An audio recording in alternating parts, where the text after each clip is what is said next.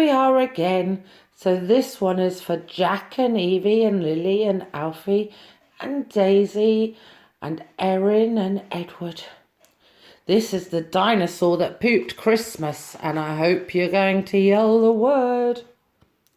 From high in the sky, Santa looked down below to houses all cosy and covered in snow, where snoozers were snoozing tucked up in their bed, whilst dreaming the most festive dreams in their head. But one boy called Danny, a greedy young chap, the greediest chap on the planet, in fact, was lying awake on his mountain of toys, which stood even taller than most girls and most boys. But that wasn't enough. Danny still wanted more. He wanted much more than his toy box could store. So Big Santy C said, I'll leave him her present, but this year his present might be just unpleasant. Danny heard such a clatter, his heart skipped a thump. 'Twas the clumping of hooves going clippity-clump. He bounced out of bed and threw on some clothes and crept down the stairs on his tippy-tip-toes. There under the tree were gifts big and small, and a gymongous egg placed in front of them all.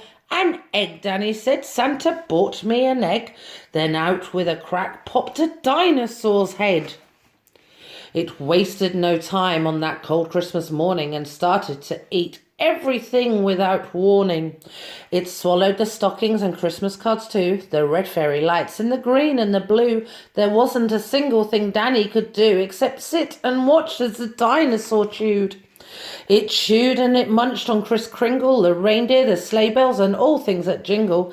But it didn't stop there. There were more things to gobble, much more than the smiley, small shiny baubles that bauble. It ate up the cat and the dog and the fish, and the dishwasher ate down every dish. The tables, the chairs, the walls and the doors. Now nothing was safe, not even the floors. Now reader beware, and the next part is scary. If you read on, you'll need new underweary. Danny's poor granny was knitting some socks, but the dino had no need for socks, it had lots. So it slept up her knitting like strings of spaghetti and gobbled up Granny along with the settee.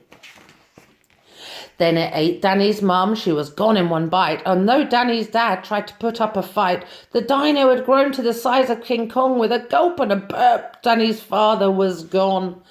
Now nothing was left. All Danny could see was a fat dinosaur where his home used to be. And so with the thought of no Christmas this year, his tears turned to snowflakes and then disappeared.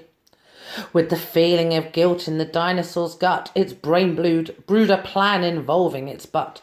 It knew there was only one thing it could do to put Christmas right.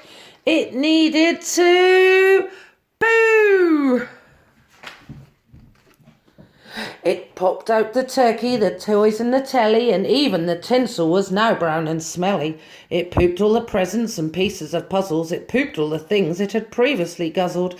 And then Father Christmas yelled out of the way as he flew from the dinosaur's bum on his sleigh.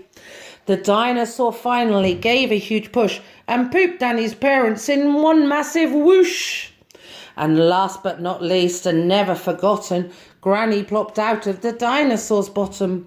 Merry Christmas, said Dan to his whole family as they washed off the presents and put up the tree. And the greedy young chap that you saw just before promised next Christmas he'd not ask for more. And the dinosaur promised he'd not eat a crumb, as you would if Christmas came out of your bum. Bye.